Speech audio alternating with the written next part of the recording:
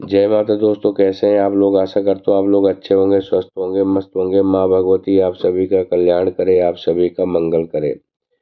चाहे कितना ही मनुष्य अभागा हो, सुबह 3 बजे से 6 बजे उठकर ब्रह्म मुहूर्त में कर दो यह दो काम, जो चाहोगे वह मिलेगा। जी हाँ दोस्तों,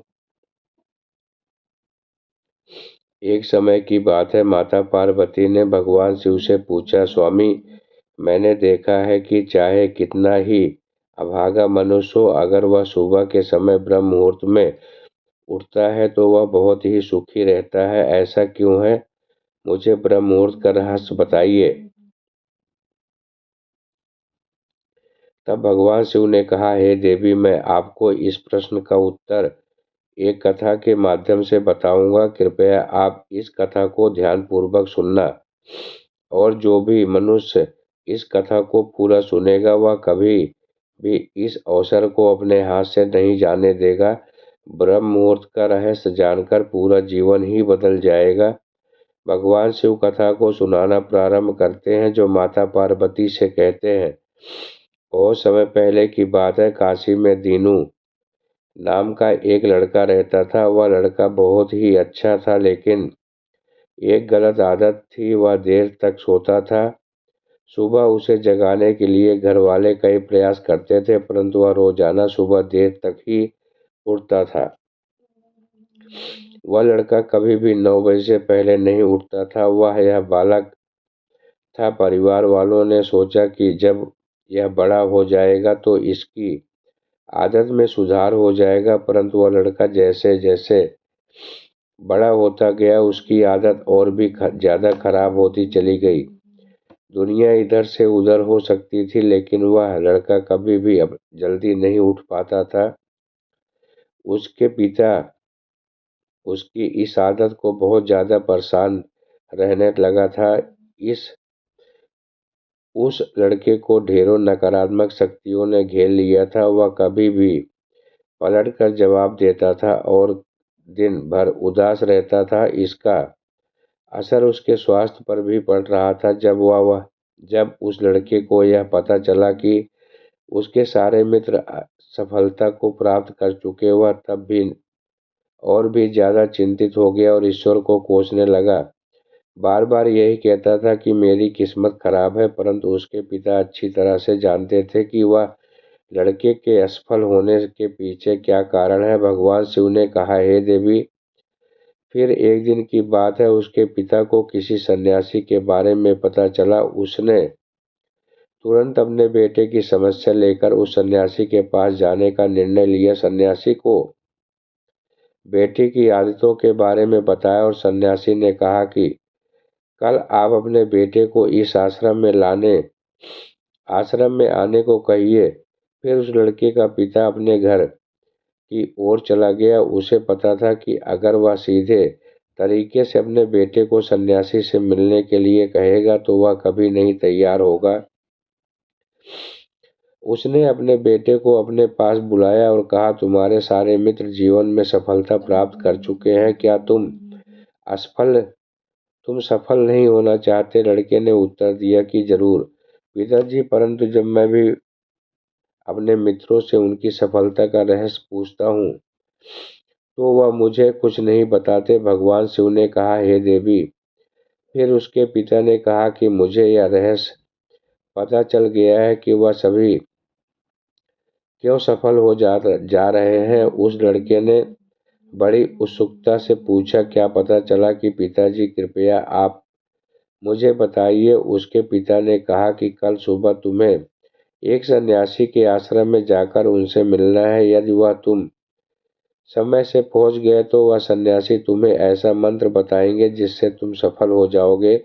परंतु एक समस्या है कि लड़के ने कहा, पिताजी, कल पूरी रात जागता रहूंगा और सुबह सन्यासी से मिल जाऊंगा। उसके पिता ने कहा, ठीक है, तुम वहां जाकर उस सन्यासी की आज्ञा को मानना। पिता की बात सुनकर वह लड़का अधिक खुश हुआ। जीवन में पहली बार रात्रि में वह जगता रहा, परंतु थोड़े ही समय में उसे नींद आ गई और वह सो गया।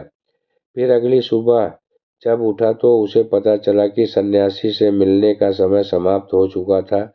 उसके पिता ने लड़के की तरफ देखा और कहा कि तुम जीवन में कभी सफल नहीं हो पाओगे, जाओ और जाकर सो जाओ। पिता की यह बात सुनकर लड़के को बहुत दुख हुआ। उसने मन ही मन में स्वयं को चुनौती दे दी कि कल सुबह वह सन्यासी से मिलने अवश्य जाएगा। उसने अपने पैरों में एक छोटा सा घाव बना लिया, जिससे दर्द के कारण उसे रात भर नींद नहीं आई।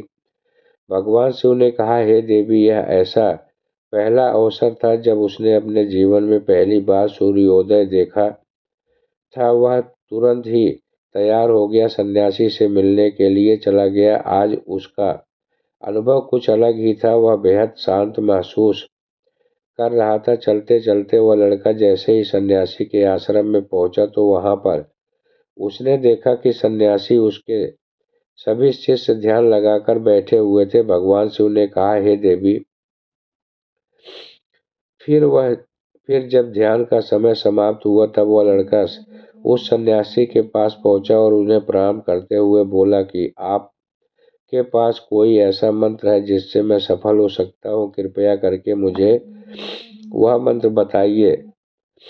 मैं भी अपने मित्रों के समान सफल होना चाहता हूँ और अच्छा जीवन जीना चाहता हूँ। भगवान शिव ने कहा, हे देवी। फिर सन्यासी मुस्कुराए और बोले, अच्छा, तो तुम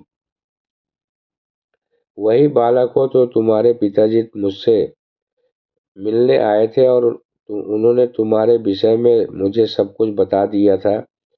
मैं तुम्हें वह मंत्र अवश्य बता देता, परंतु अब लड़के ने जैसे ही परंतु शब्द सुना वह लड़का घबरा गया। उसने पूछा, परंतु क्या है गुरुदेव?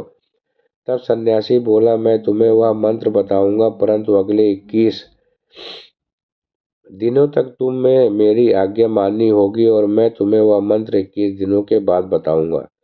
तब तक मैं तुमसे जो भी कार्य कहूंगा तुम्हें वह करना होगा। यदि तुम सफल हुए या कार्य के बीच में तुम्हारा संकल्प टूट गया तो उस मंत्र का असर नहीं होगा। दृढ़ निश्चय के साथ उस लड़के ने कहा कि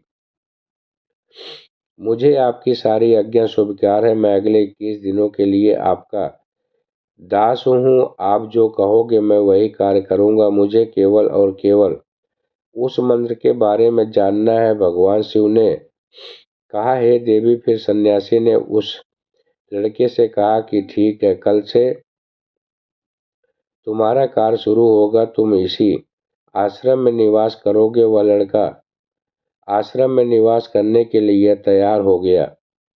सन्यासी ने कहा कि यहाँ रहते हुए तुम्हें ब्रह्म मुहूर्त में उठना होगा और दूसरे शिष्यों की तरह ध्यान और तप करना होगा। साथ ही आश्रम के कार्यों में सहायता करनी होगी। ध्यान रहे, यह संकल्प टूटना नहीं चाहिए। भगवान शिव ने कहा, हे देवी। अब लड़का सन्यासी की बात से सहमत हो गया और अगले दिन उसने कार्य के लिए दिन की थी शुरुआत की थी। इस बार उसने दृढ़ निश्चय किया कि परंतु एक सप्ताह बीतने के पश्चात ही उसका संकल्प टूट गया और वह 8वें दिन ही देर देर तक सोता रहा। जब वह नींद से जागा तो उसने कहा कि मुझसे कितनी बड़ी भूल हो गई। वह रोते हुए सन्यासी के पास पहुंचा और कहने लगा कि हे गुरुदेव, मेरा संकल्प टूट गया। अब मैं जीवन में कभी सफल नहीं हो पाऊंगा। सन्यासी ने उसे समझाते हुए कहा कि एक बार फिर से शुरुआत करो, फिर से संकल्प करो। फिर से लड़के ने सन्यासी से पूछा कि सुबह उठना इतना आवश्यक क्यों होता है गुरुदेव, और यहाँ पर सभी लोग इतनी जल्दी क्यों उठ जाते हैं? भगवान शिव ने कहा, हे देवी। तब सन्यासी ने लड़के को समझाते हुए कहा कि सुबह यानी ब्रह्म मुहूर्त में उठने के पीछे बहुत बड़ा विज्ञान छुपा हुआ है।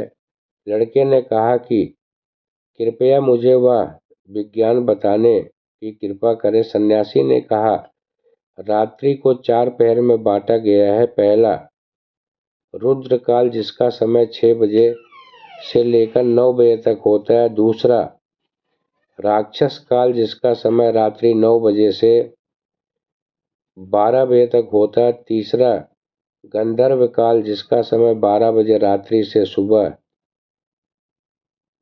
3 बजे तक होता और सबसे अंत में जो पहर आता है उसे मनोहर काल कहते हैं। इस समय को ब्रह्म मुहूर्त या अमृत बेला के नाम से भी जाना जाता है। इसका समय भोर 3 बजे से सुबह 6 बजे तक होता है। यह वह समय होता है जब पूरे संसार के नकारात्मक शक्तियाँ निष्क्रिय अवस्था में होती हैं और सकारात्मक शक्तियाँ सक्रिय होती हैं।